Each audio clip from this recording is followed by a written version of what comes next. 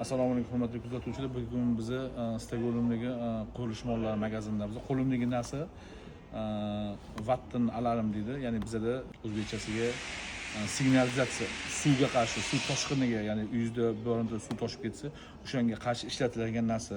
Bunaqa narsani reklama qilishimizdan maqsad nima desangiz, Toshkentda biz paket sohasi bilan shug'ullanayotganimizdan xabaringiz bor. 50-60% shilipovka qilayotgan joylarimizda uyiga suv toshgan. Oshxonasiga, zaliga, podvaliga, polli joylarga. Shunaqa joylarga suv toshmasligi uchun, shuni oldini olish uchun mana shunaqa signalizatsiya qo'yiladi. Suv bunga yaqinlashsa, signalizatsiya chaladi, alarm ishlaydi. Ya'ni buni hali sizlarga proba qilib ko'rsatib beraman, qanaqa ishlashini.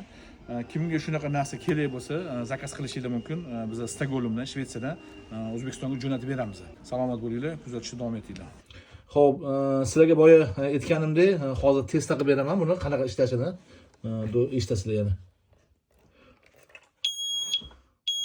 Ko'ryapsizlar, ya'ni bu suv kelgandan keyin buni oldiga chiyillab, anaqa dovush chiqazadi.